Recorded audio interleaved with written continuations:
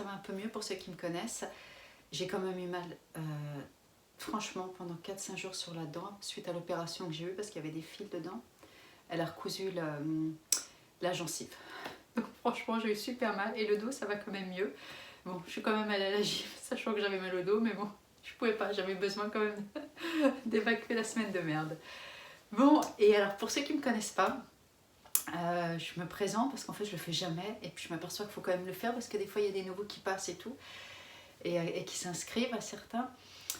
On est une famille française de 4 personnes, enfin 5 avec Ginger, qui vivons expatriés, qui vivons à l'étranger depuis, ça va faire un bon 14 ans, presque 15. On a fait 4 ans et demi à Londres et on est sur notre 11e année aux États-Unis, donc dans l'état du New Jersey. Donc en fait je voulais vous parler des langues parce que souvent on me le demande pourquoi Stella ne parle pas français, donc je voulais vous expliquer à peu près mon parcours. Donc c'est pas universel, c'est pas d'après ce que je vais vous expliquer par rapport à moi et ma difficulté d'apprendre l'anglais.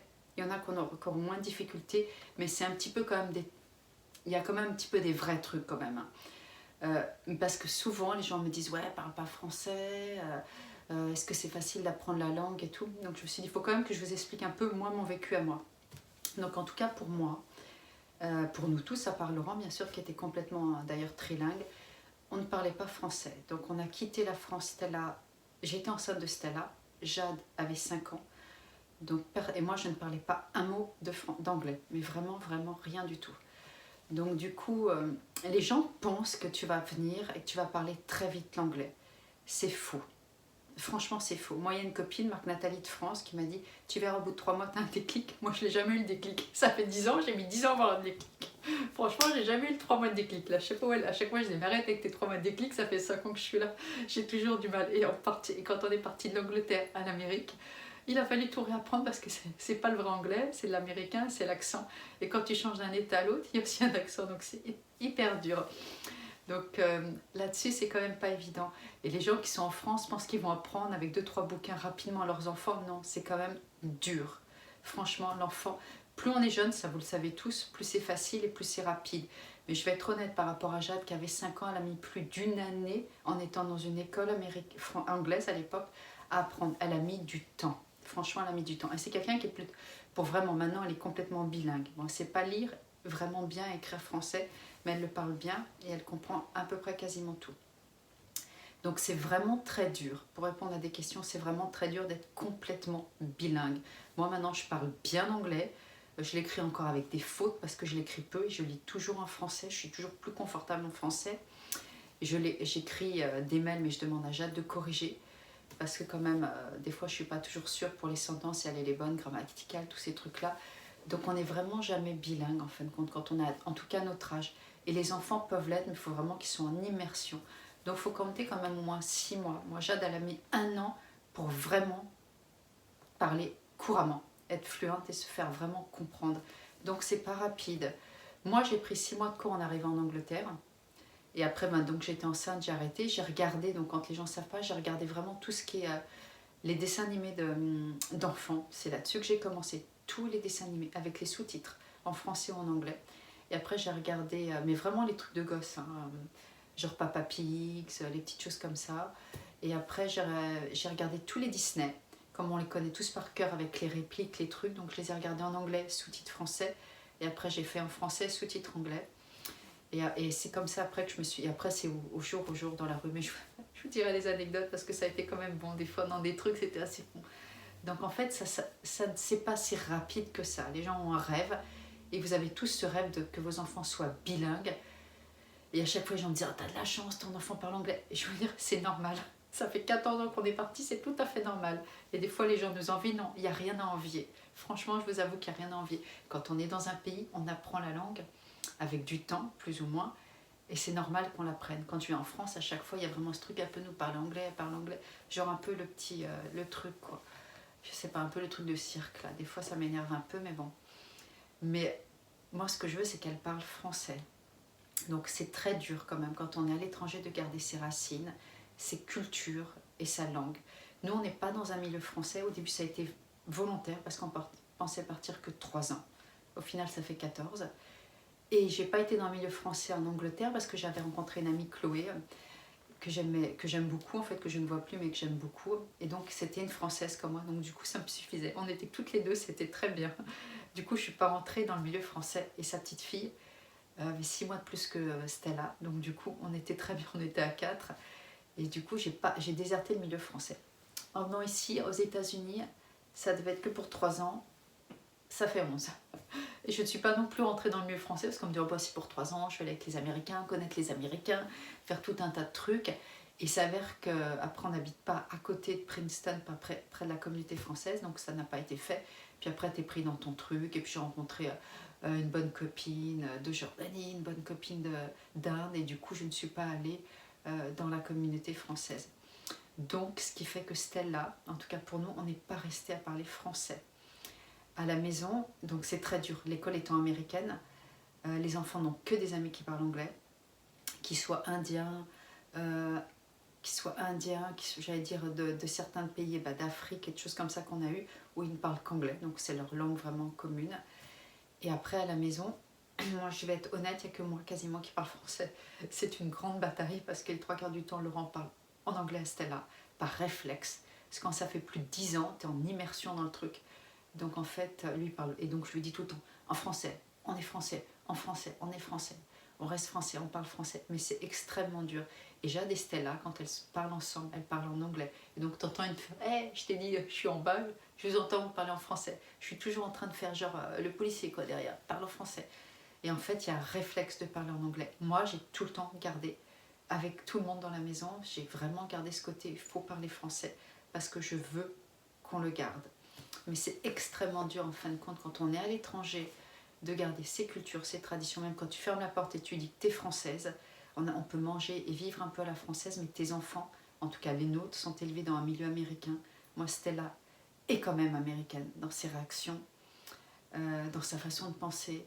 Quand elle revient de l'école, elle te dit, tu lui demandes t'as une bonne journée, elle dit yes, good, dans ses expressions américaines. C'est un truc assez marrant des fois. Bon, bah, moi ça m'énerve.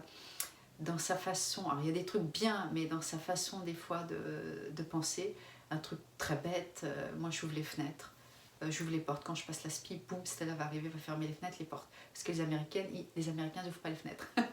Petite anecdote, ils n'aiment pas avoir les portes ouvertes, pas comme dans le sud où tout le monde vient, laisser la porte ouverte, pas du tout.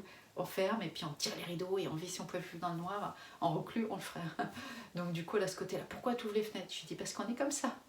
Donc il y a des trucs où ils restent vraiment, ils s'imprègnent vu qu'ils sont, je veux dire, moi elle connaît la culture américaine, elle fait l'hymne américain tous les matins quand elle va à l'école, bon, enfin là il n'y a pas d'école mais avec la main sur le cœur, donc ils sont américanisés. Et ils ont l'accent américain. Quand nous étions en Angleterre, Jade avait un magnifique accent anglais que j'adorais et elle était immergée dans la culture, donc on prend vraiment, on déteint, je dirais quelque part, sur le milieu où on vit. Et on pense même souvent dans leur façon de penser, dans leur façon de communiquer souvent. Maintenant c'est plus américain parce que Stella a 14 ans et ça fait 11 ans. Donc on a vécu presque un peu moins d'11 ans. Donc c'est pour ça, donc il y a tout ça, fait que c'est pour ça que Stella ne parle pas français. Elle le comprend et elle a envie de le parler mais elle ne le parle pas. Donc en fait il n'y a que moi et maintenant on est dans des cours et puis du coup... quand elle regarde des feuilletons, j'essaie de lui mettre en français, mais elle a toujours des réflexes de regarder ses YouTube, ses trucs, et tout en anglais. Donc c'est pour ça qui fait qu'elle ne parle pas français, parce qu'elle n'est pas du tout en immersion. Et il n'y a qu'une personne à la maison, quasiment, c'est que moi qui lui parle en français. Donc j'essaie de lui faire écouter, là on est en ce moment, je lui dis écoute de la musique, parce qu'avec la musique tu apprends vite. Je lui remets à lui apprendre, mais faut pas croire, faut pas se leurrer, c'est extrêmement dur. Maintenant elle a 14 ans, c'est extrêmement dur de parler, en plus le français, les conjugaisons, les trucs. Mais bon, ça sera step by step. Donc voilà, souvent on me demande pourquoi Stella ne parle pas français. Et voilà, donc la réponse est ça. Elle est née en France, mais elle n'y a jamais vécu. Parce que j'étais enceinte en partant en Angleterre et j'ai accouché en France. Et après, je suis retournée donc en Angleterre. Donc elle n'a jamais mis les pieds sur le territoire français, juste pour les vacances. Et après, voilà, il faudrait qu'elle se reçoive vraiment dans l'immersion, que tout le monde soit dans le milieu français ou une école française. Il faudrait vraiment qu'elle ait la langue tout le temps. Et il n'y a pas de secret. Quand on veut apprendre la langue, il faut au moins 6 mois. Et après, quand les gens disent je suis bilingue, moi je suis sceptique. Parce que souvent, c'est un peu les gens ils font je suis bilingue. Moi je vous le dis franchement, je ne suis pas bilingue. Je fais encore des fautes. Quand je regarde des films, bien sûr en américain, et ben des fois je comprends encore pas tout, je comprends le sens de la phrase, je comprends l'histoire, mais il y a des fois je dis putain qu'est-ce qu'il a dit. Il y a des mots de slam, il y a des mots de trucs, et après il y a des mots comme nous des fois on a des mots en français, je ne comprends pas encore tout. Donc quand il y a des gens qui essaient un peu de se raconter, dire ouais moi je suis bilingue, non, il faut quand même un peu se mettre en recul et te dire non, c'est quand même très dur d'apprendre une langue, et est-ce qu'on est vraiment bilingue, si facile que ça? Non, il faut vraiment être en immersion, et je vous dis quand même, il faut compter une année pour que l'enfant ait le réflexe, parce qu'après ça doit passer et on connecte. Donc c'est pas si simple, que ça. Donc voilà, je voulais vous en parler parce que souvent on me le demande, et ça c'est mon expérience personnelle. Et moi, je veux dire franchement, j'ai galéré, mais j'ai galéré grave. Et oui, si j'ai oublié de dire, il y a des gens qui ont plus de facilité que d'autres. Jade a une facilité pour les langues. Elle a mis quasiment, je vous dis, 1 an à l'âge de 5 ans, 5 ans et demi. Mais elle parlait après bien et elle le comprenait. Et c'est même elle qui m'aidait dans les magasins à traduire, à remplir des trucs, parce qu'au début ça a été très compliqué. Moi, j'ai pas de facilité pour apprendre les langues. Donc pour des gens, certaines personnes ont plus de facilité que d'autres. Moi, ça a été le cas, aucune facilité. Les 3 mois de déclic, ça a mis 10 ans. Donc du coup, franchement, voilà, il y a aussi ça qu'il faut pas oublier. Il y a des gens qui arrivent mieux, et puis il y a des gens qui aiment. Moi, je n'aime pas apprendre les langues. J'ai envie de savoir les parler sans les apprendre, mais ça, c'est pas possible. Donc du coup, et je pense que Stella a ce côté-là aussi, où elle a du mal à apprendre les langues. Elle comprend, mais elle a du mal à retenir. Et après, ils ont le passage où il faut qu'ils osent aussi, parce qu'elle voulait tellement apprendre l'anglais et savoir le parler qu'elle a fait un rejet sur le français en disant « Je veux m'intégrer dans l'école américaine, donc si je parle français, je ne pourrais pas m'intégrer, je ne pourrais pas avoir d'amis. » Donc elle a complètement zappé le français et elle s'est focusée que sur l'anglais. Et pour être aussi dans le niveau, quoi, l'écrit, le truc et tout ça. Donc du coup, elle a mis en second plan le français. Et maintenant, il y a une demande qui est forte depuis à peu près 6 mois, où elle me dit « Je veux le parler. C'est mon pays, c'est ma langue. » Maintenant, elle est prête psychologiquement, donc je pense que ça ira aussi plus vite. Mais je reste aussi sur l'idée qu'elle a quand même pas, comme moi, pas des grandes facilités d'apprendre le langue. Donc voilà, non, en fait, je voulais vous faire ce petit truc. Et ben, voilà, ça fait longtemps parce que j'avais pas fait un face caméra. Franchement, c'est pas toujours ce que je préfère, mais j'ai tellement de choses à raconter. Donc dites-moi, des fois, je peux vous le faire en marchant. Je sais pas si c'est sympa, mais un truc, parce que je sais que des fois c'est long, genre juste de regarder une personne qui parle. Bon, ça fait genre on boit le thé, on est ensemble, t'es à côté de moi, on discute. Ça peut être sympa. Sinon, je peux vous le faire en faisant des fois un truc dans la cuisine. Qu'est-ce qui est plus sympa pour vous quand j'ai des petits sujets comme ça à vous raconter? Que je sois comme ça cool dans le canapé, genre on est tous dans la même pièce, et ça serait sympa d'ailleurs, dans la même pièce et on discute. Ou vous préférez que je le fasse dehors, dans la nature, en marchant? Parce que je sais pas pour vous si c'est pas moi, si c'est pas stressant, genre tu vois quelqu'un qui marche en même temps qu'il parle, parce que l'écran des fois va pas être stable. Ou alors je suis dans la cuisine, je fais un autre truc, un gâteau, un truc. Qu'est-ce qui serait un peu plus sympa pour vous? Comme ça, si, ou alors... Bah, dites-moi votre avis, parce que comme j'ai l'intention... je vais vous en faire pas mal, parce que quand même j'ai des choses à vous raconter. Je voudrais vous raconter ma première expérience du boulot que j'ai fait aux États-Unis. Bon, c'était pas un super grand boulot, mais quand même vous raconter un peu mon expérience, comment je me suis fait jeter. Donc je vais vous raconter ça la prochaine fois. Le projet qu'on a.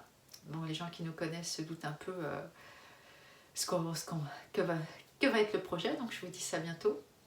Donc franchement, il faut que j'arrive à vous en faire un toutes les semaines. Donc, et j'adore me mettre dans la chambre de Jade. Et j'ai vu, je match, je lui ai pris ça c'est trop cool, j'ai pris son truc rose. Et du coup, je match à mort dans les murs, j'adore. Donc voilà, pour répondre à votre question par rapport au côté bilingue et tout. Donc les parents, vous stressez pas, c'est long, c'est pas facile. Et des fois, c'est chiant. Mais bon, rien n'est impossible. Après moi que j'ai réussi à parler, je vous assure que rien n'est impossible. Bon, je vous fais tous des gros bisous et je vous dis à bientôt. Bye!